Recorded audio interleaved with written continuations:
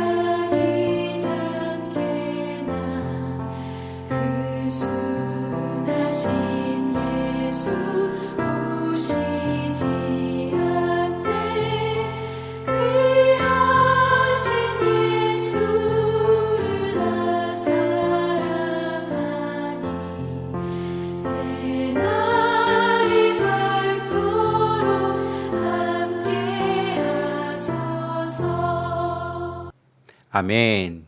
우리 함께 기도하겠습니다. 복되신 주님 감사합니다. 이 시간 수요 영상 예배로서 하나님 앞에 영광의 예배를 올려드리기를 소망합니다. 하나님, 우리들의 예배를 주님 기쁘게 받아 주옵소서. 또한 내일 성탄절을 맞이하여서 예수 그리스도께서 이 땅 가운데에 오신 그 이유와 또한 그 예수 그리스도를 닮아갈 수 있는 우리들의 믿음에 대하여서 생각해 보기를 원합니다. 성령 하나님, 우리들의 마음을, 우리들의 생각을 붙들어 주셔서 오직 예수 그리스도를 향한 그 마음 변치 않고 그 예수 그리스도를 닮아갈 수 있는 믿음을 더하여 주옵소서. 오늘의 이 예배를 통하여서 주께서 깨달을 수 있는 은혜를 더하여 주시고 또한 그 말씀 붙들고 힘을 얻어 살아갈 수 있는 용기와 또한 믿음을 더하여 주옵소서. 예수 그리스도의 이름으로 기도드립니다. 아멘. 이 시간 함께 나눌 말씀은 마태복음 2장 1절에서 12절까지의 말씀입니다. 헤로드 왕 때에 예수께서 유대 베들레헴에서 나심에 동방으로부터 박사들이 예루살렘에 이르러 말하되 유대인의 왕으로 나시니가 어디 계시냐? 우리가 동방에서 그의 별을 보고 그에게 경배하러 왔노라 하니 헤로드 왕과 온 예루살렘이 듣고 소동한지라. 왕이 모든 대제사장과 백성의 서기관들을 모아 그리스도가 어디서 나겠느냐 물으니 이르되 유대의 베들레헴이 오니 이는 선지자로 이렇게 기록된 바 또 유대 땅 베들레헴아 너는 유대 고을 중에서 가장 작지 아니하도다. 내게서 한 다스리는 자가 나와서 내 백성 이스라엘의 목자가 되리라 하였음이니이다. 이에 헤롯이 가만히 박사들을 불러 별이 나타난 때를 자세히 묻고 베들레헴으로 보내며 이르되 가서 아기에 대하여 자세히 알아보고 찾거든 내게 고하여 나도 가서 그에게 경배하게 하라. 박사들이 왕의 말을 듣고 갈새 동방에서 보던 그 별이 문득 앞서 인도하여 가다가 아기 있는 곳 위에 머물러 서 있는지라. 그들이 별을 보고 매우 크게 기뻐하더라. 집에 들어가 아기와 그의 어머니 마리아와 함께 있는 것을 보고 엎드려 아기께 경배하고 보배합을 열어 황금과 유향과 몰약을 예물로 드리니라. 그들은 꿈에 헤롯에게로 돌아가지 말라 지시하심을 받아 다른 길로 고국에 돌아가니라. 아멘. 내일이면 성탄절입니다. 우리가 그렇게 가슴 설레고 기다리고 또한 기대했던 성탄절이 바로 내일입니다. 성탄절이 되어지면 우리는 성탄 감사 예배로서 하나님께 감사의 예배를 드립니다. 그리고 가족들과 함께 즐겁고 기쁘고 행복한 시간을 갖게 되어지죠. 그러나 세상의 사람들은 다른 의미로서의 즐거움을 갖는 것 같습니다. 반짝거리는 조명을 보고 또 즐겁게 들리는 캐롤의 음악 소리에 맞춰서 함께 즐거워하고 기뻐하고 있는 것 같습니다. 세상 사람들은 왜 성탄절을 기다리고 있을까요? 그들 가운데에는 기쁨의 시간, 즐거움의 시간, 그리고 화려함의 시간을 가져다 주기 때문에 그렇지 않나 생각을 해봅니다. 그렇다면 우리 그리스도인들은 왜 성탄절을 기다리고 있습니까? 예수님의 탄생을 왜 기다리고 있을까요?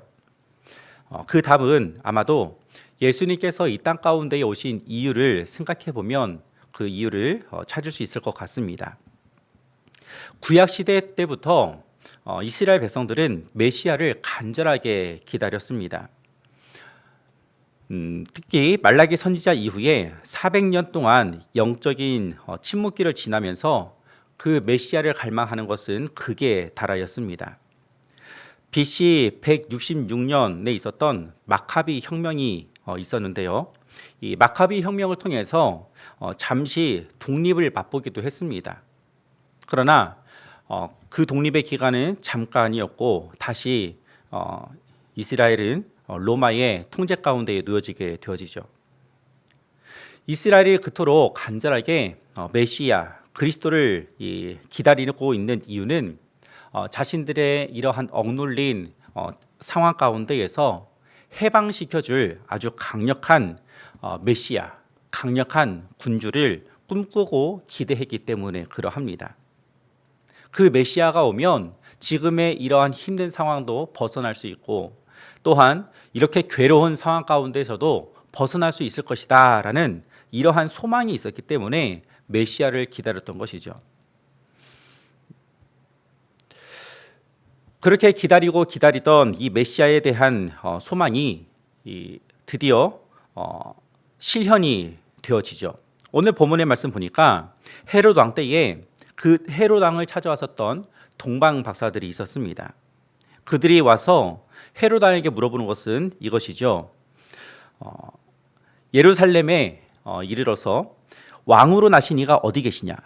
유대인의 왕으로 나신 이가 어디 계시냐? 이렇게 물어보게 됩니다. 유대인으로서의 그 왕이 나신 이가 어디 계시냐라고 물었을 때에 예루살렘에서는 그리고 헤롯은 어떻게 보면 즐거워하고 기뻐하고 너무나도 기쁜 마음을 감추지 못하고 드러내야 되지 않겠습니까? 그런데 오히려 그 반대로 유대인의 왕으로 나시니가 어디 계시냐라는 이 질문 가운데에 커다란 소동 가운데 빠졌다라고 말하고 있습니다. 3절 말씀인데요. 헤롯 왕과 온 예루살렘이 듣고 소동한지라 이렇게 기록이 되어져 있습니다. 기뻐하는 것이 아니고요. 즐거워하는 것이 아니고 오히려 소동과 두려움에 빠졌습니다. 그 이유를 한번 보면 먼저 헤롯 대왕 같은 경우에는 로마의 권력에 붙어 있어서 자신의 왕좌를 지키고 있었습니다. 그러니 새로운 왕이 등장을 하게 되어지면 어떻게 됩니까? 자신의 왕좌가 커다란 위협 가운데에 놓여지게 되어지죠. 또한 그 당시에 종교 지도자들은 어떠합니까?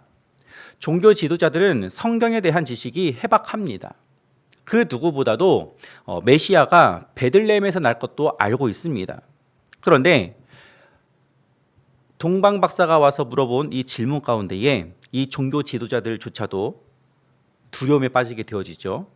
왜냐하면 그들의 마음은 오실 메시아를 기대하는 것이 아니라 그들이 현재 누리고 있었던 기득권, 그 기득권 가운데에 온전히 메어져 있기 때문에 그러합니다.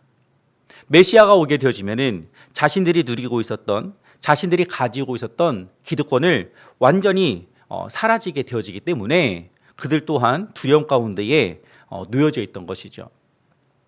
헤롯 대왕도 종교 지도자들도 어떻게 보면 남을 억눌려서 나를 세우고자 했던, 나를 더 세우고자 했던 그러한 마음을 가지고 있었습니다. 내 삶의 주인의 자리를 뺏길까 봐 두려워하고 있었던 것이죠. 그래서 그들은 메시아가 어디 계시냐, 유대인의 왕으로 나시니가 어디 계시냐라고 물어보는 이 질문 가운데에 소동하며 두려움 가운데에 빠지게 된 것입니다. 사랑하는 성도 여러분, 예수님께서 이 땅 가운데에 오셨습니다. 예수님께서 이 땅 가운데 오셨다라는 이 사실이 또한 이러한 질문이 혹 우리의 마음을 두렵거나 혹은 우리의 마음을 소동하게 하는 이러한 질문이 아닌지 한번 되새겨 보아야 할 것 같습니다. 우리도 내 삶의 주권을 내가 가지고 있다라면, 내 삶의 소망을 나에게 두고 있다라면, 예수님께서 이 땅 가운데 오셨습니다라는 이 질문이 오히려 두려움이 되고 소동이 될 것이기 때문에 그러합니다. 내가 계획한 계획이 틀어질까 봐, 내가 소망하고 있었던 그 소망이 수포로 돌아갈까 봐, 내 마음대로 살아가지 못할까 봐 주님께서 오셨습니다라는 이 사실이 내 마음을 두렵게 하고 있다라면 우리의 마음을 다시 한번 점검을 해 보아야 될 것입니다. 왜냐하면 예수님께서는 세상의 방식과는 전혀 다르게 이 땅 가운데에 오셨고, 또한 예수님께서는 세상과의 방식과는 전혀 다르게 우리 가운데에 사랑을 가져다 주셨기 때문에 그러합니다. 세상의 왕은 높은 보좌에 앉아서 많은 사람들을 자신들의 발 아래 두려고 합니다. 그러나 예수님은 다르죠. 병든 자, 고난 중에 있는 자, 소외된 자들에게 먼저 다가가셨습니다. 그리고 그들과 함께 하시면서 그들을 위로해 주시고 그들을 안아주시고 그들 가운데에 기쁨과 소망을 함께 주셨습니다. 예수님은 채찍을 휘두르는 왕이 아니십니다. 오히려 반대로 예수님이 채찍에 맞음으로써 우리를 고쳐주셨습니다. 우리를 살려주셨습니다. 세상의 방식과는 전혀 다른 방식이죠.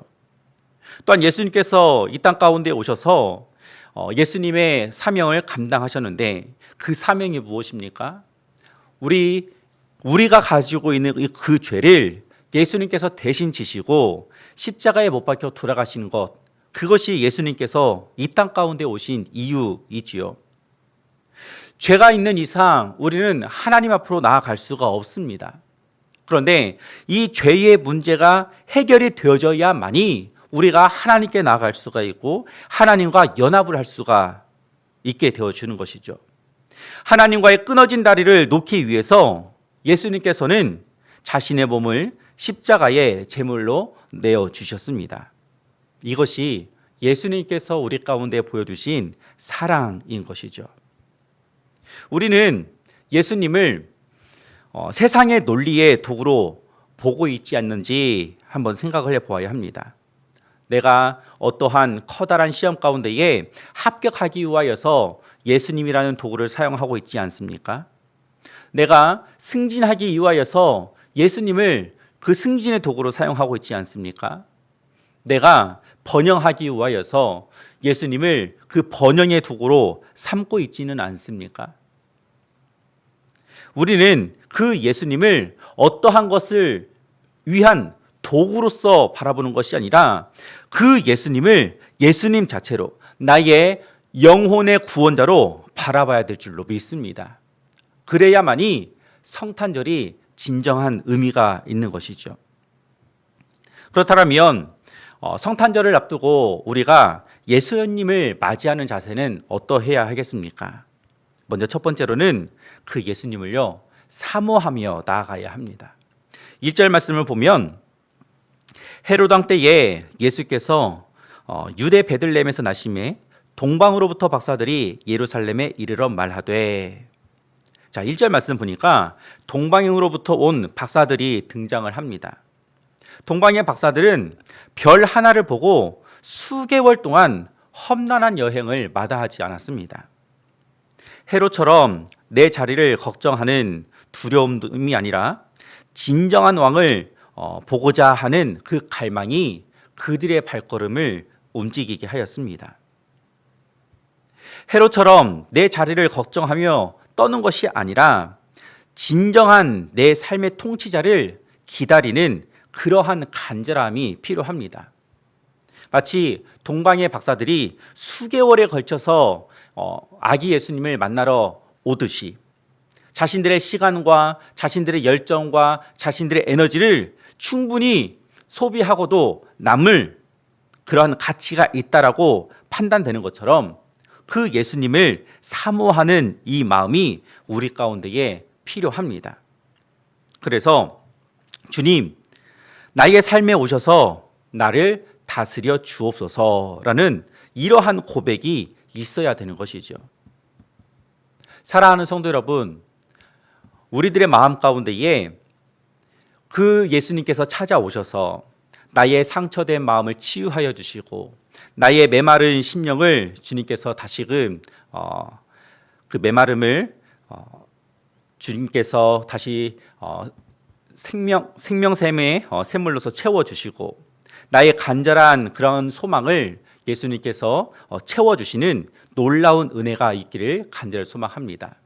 그러기 위하여서는 이 땅 가운데 오신 그 예수 그리스도를 간절한 기대함을 가지고 주님 앞에 서기를 소망합니다.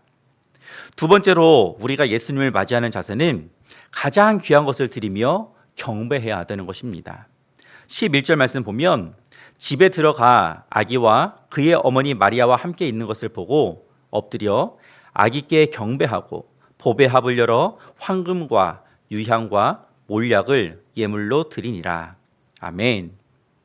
동방 박사들이 드디어 예수님을 만났습니다. 그런데 그 예수님을 만난 그 자리는 초라한 자리였어요. 마구간이었죠. 그러나 거기에 있는 아기는 분명 그 별이 인도한 유대인의 왕이었습니다. 장소가 어떠하든 이 예수님이 누워 있는 곳이 어떠하든 상관하지 않았습니다. 동방의 박사들은 그 아기 한 분만을 바라보면서 그 아기를 바라보며 엎드려 경배합니다.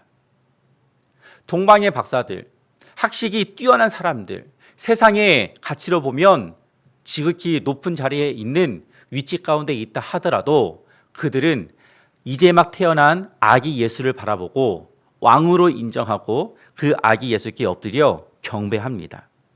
그리고 그들이 가져왔던 보배합을 열어서 황금과 유향과 몰약을 드렸습니다. 이것만큼 가장 귀한 것을 드린 사람은 없을 것입니다. 가장 귀한 생명을 우리에게 주신 예수님이시죠. 그 예수님 앞에 우리가 형식적으로 나아가는 예배로서가 아니라 온 마음을 다하여서 나아가는 예배로 하나님 앞에 경배하며 그 아기 예수님 앞에 경배하며 엎드리며 찬양하며 나가기를 간절히 소망합니다. 나에게 있어서 가장 귀한 것을 그리고 가장 존귀하신 그분 앞에 엎드려 경배함으로 나아갈 때에 우리가 그 예수님을 맞이하는 최고의 자세가 될 줄로 믿습니다. 여러분들의 시간과 물질 그리고 그 무엇보다도 여러분들의 삶 전체를 향기로운 예배로 주님 앞에 올려드리기를 간절히 소망합니다. 세 번째로는 말씀에 순종하며 다른 길로 가야 합니다. 12절 말씀 보면 그들은 꿈에 헤로데게로 돌아가지 말라 지시하심을 받아 다른 길로 고국에 돌아가니라. 자, 헤롯을 만난 이 동방 박사들, 이 동방 박사들에게 헤롯이 어떻게 부탁을 합니까? 새로 태어난 왕을 찾거든 나에게도 알려달라라고 이야기를 했죠. 왕이 이야기를 했으니 그 왕의 명령을 어떻게 보면 지키는 것이 마땅합니다. 그런데 동방 박사들은 꿈에 하나님의 음성이 들렸고요. 헤로데게로 돌아가지 말라 이 지시하심을 듣고 그 음성 가운데에 순종하며 헤로데게 가지 않고 다른 길을 통해서 고국에 돌아가게 되어집니다. 헤롯의 명령을 따르는 것이 맞겠습니까? 아니면 하나님의 음성에 순종하는 것이 맞겠습니까? 세상의 소리 가운데에 귀를 기울이는 것이 맞겠습니까? 아니면 하나님의 말씀 가운데에 귀를 기울이는 것이 맞겠습니까? 동방의 박사들은 헤롯의 명령이 있었고 헤롯의 부탁이 있었지만 그 세상의 소리, 헤롯의 소리 가운데에 귀를 기울이지 않고 하나님의 소리 가운데에 귀를 기울이고 하나님의 음성 가운데에 순종하며 따랐습니다. 예수님을 만난 사람은 이전과 똑같은 삶을 살 수가 없습니다. 왜냐하면 하나님의 말씀이 들려지기 때문에 그러하죠. 세상의 소리가 여전히 들려지기는 하지만 한편에서는 하나님의 소리가 들려지기 때문에 그러합니다. 과거에는 하나님의 소리가 들리지 않았기 때문에 세상의 유혹과 세상의 목소리 가운데에 귀를 기울이며 살아갈 수가 있습니다. 하지만 하나님의 음성이 들리면 예수님의 따뜻한 사랑의 음성이 들리면 그 음성 가운데에 하나님의 소리 가운데에 하나님의 말씀 가운데에 귀를 기울이고 그 귀를 기울이는 말씀 가운데에 순종하며 나가야 될 줄로 믿습니다. 하나님께서는 하나님 사랑, 이웃 사랑 가장 중요한 가치를 우리 가운데에 말씀해 주셨습니다. 우리가 입술로서만 하나님을 찬양하고 하나님을 사랑합니다라고 고백을 하고 내일 있을 성탄 감사 예배를 통하여서 하나님의 이름을 높이고 예수님의 이름을 높이는 것에서만 그치는 것이 아니라 이 기쁜 소식을 예수님의 그 크신 사랑하심을 이웃 가운데에도 우리의 가족 가운데에도 우리의 친척 가운데에도 그 사랑을 따뜻하게 증거하고 나누는 새로운 길로 걸어가야 될 줄로 믿습니다. 이렇게 살아갈 때에 이렇게 이 길을 따라갈 때에 우리가 이번 성탄절을 참 의미 있고 또한 따뜻하게 맞이할 수 있을 줄로 믿습니다. 지금 우리는 그 어느 때보다도 힘겨운 시대를 살아가고 있습니다. 우리가 살아가는 시간이 힘겹고 어렵지만 어김없이 성탄절을 우리는 또 마주하고 있습니다.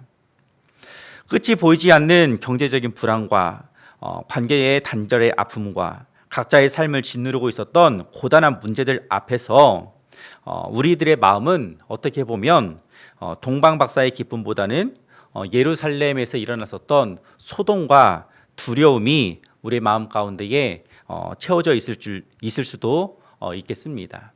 하지만 동방의 박사들이 유대인의 왕이 어디 계시냐, 별을 보고 따라왔었던 그 간절함과 또한 소망과 기대를 가지고 왔었던 그 마음을 우리가 닮아서 내일 성탄절을 바라보고 또한 성탄의 기쁨을 누리기를 간절히 소망합니다. 우리들의 마음 가운데 있었던 두려움과 소동의 모습들을 이 땅 가운데 오신 예수 그리스도를 통하여서 깨끗하게 비우고 대신 그 자리 가운데에 예수 그리스도의 사랑이 채워지고 예수 그리스도의 그 크신 은혜가 채워지는 놀라운 은혜가 있기를 간절히 소망합니다. 이번 성탄절을 통하여서 우리 가운데에는 하나님의 기쁨과 하나님의 사랑이 가득 채워질 줄로 믿습니다. 또한 성탄의 기쁨이 여러분들의 가정과 여러분들의 일터 가운데에도 채워지기를 간절히 소망합니다. 더 나아가서 여러분들의 인간관계 가운데에서도 예수 그리스도의 사랑으로 회복이 이루어지기를 간절히 소망합니다. 이러한 성탄의 기쁨이 예수 그리스도께서 이 땅 가운데 오신 놀라운 축복이 저와 우리 성도님들의 가정과 삶에 가득 채워지기를 예수 그리스도의 이름으로 간절히 축원합니다. 아멘. 기도하겠습니다. 사랑과 은혜가 풍성하신 하나님 아버지 감사합니다. 죄로 인하여서 소망이 없어 죽을 수밖에 없었던 우리를 하늘 보좌를 버리시고 이 땅 가장 낮은 곳 가운데에 아기의 모습으로 찾아와 주신 그 크신 사랑에 감사와 찬양을 올려드립니다. 우리는 예수님의 오심을 기다린다라고 말을 하고 있지만 여전히 우리들의 마음 가운데에는 내 자신을 향한 욕심과 또한 세상에 소망을 두고 있는 마음과 또한 성공을 쫓아가고 있었던 우리들의 마음이 있었음을 고백합니다. 주님, 이러한 마음 가운데에 회복의 은혜를 부어주셔서 우리가 하나님께로 예수 그리스도께로 돌아갈 수 있는 은혜를 더하여 주옵소서. 우리의 마음 가운데 차지하고 있는 두려움을 제하여 주시고 오직 예수 그리스도만을 바라볼 수 있는 그 사모함을 허락하여 주옵소서. 그 어느 때보다도 춥고 어느 때보다도 고단한 겨울을 지나가고 있습니다. 경제적인 어려움도 있고 인간관계의 아픔도 있고 육신의 연약함도 있고 이러한 것들로 인하여서 혹여나 성탄의 기쁨보다 원망과 탄식이 앞서는 마음이 있다라면 그러한 마음을 주님께서 거두어 주시고 위로하여 주시기를 간절하게 소망합니다. 어두운 밤 별을 따라갔었던 동방 박사들처럼 우리의 인생에 참된 빛이 되시는 그 예수 그리스도만을 바라볼 수 있는 은혜를 허락하여 주옵소서. 예수 그리스도의 이름으로 기도드립니다. 아멘. 다 같이 믿음 기도한 이후에 주기도문으로 예배를 마치도록 하겠습니다. 하나님 정말 감사합니다. 하나님 전 참 행복합니다. 하나님 전 주 안에서 못할 것이 없습니다. 하나님 전 아주 풍족합니다. 하늘에 계신 우리 아버지여, 이름이 거룩히 여김을 받으시오며 나라가 임하시오며 뜻이 하늘에서 이루어진 것 같이 땅에서도 이루어지이다. 오늘날 우리에게 일용할 양식을 주옵시고 우리가 우리에게 죄 지은 자를 사하여 준 것 같이 우리 죄를 사하여 주옵시고 우리를 시험에 들게 하지 마옵시고 다만 악에서 구하옵소서. 대개 나라와 권세와 영광이 아버지께 영원히 있사옵나이다. 아멘.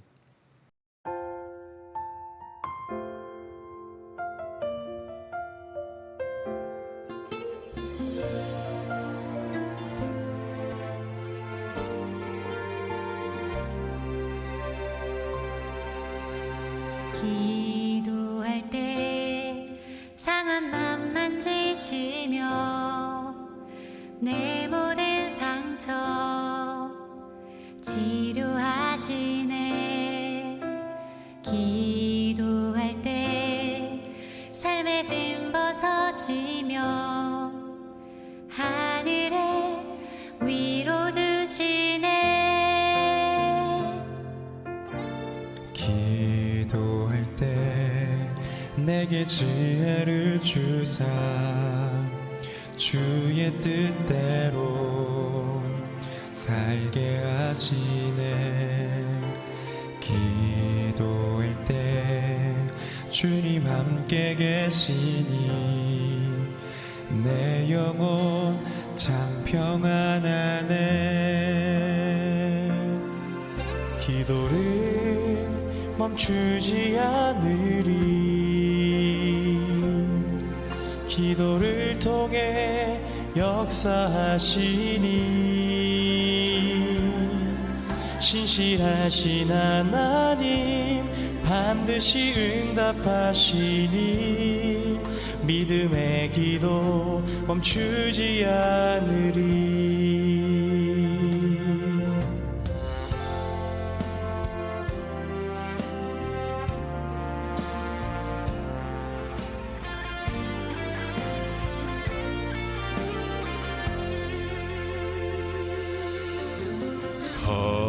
성령께서 기도를 도우시니 지친 내 영혼 새 힘을 얻네. 내 연약함 모두 고백할 때에 주께서 용서하시네. 기도를 멈추지 않으리. 기도를 통해 역사하시니 신실하신 하나님 반드시 응답하시니 믿음의 기도 멈추지 않으리. 기도를 멈추지 않으리. 기도를 멈추지 않으리. 기도를 통해 역사하시니 신실하신 하나님 반드시 응답하시니 믿음의 기도 멈추지 않으리. 믿음의 기도 믿음의 기도 믿음의 기도 멈추지 않으리.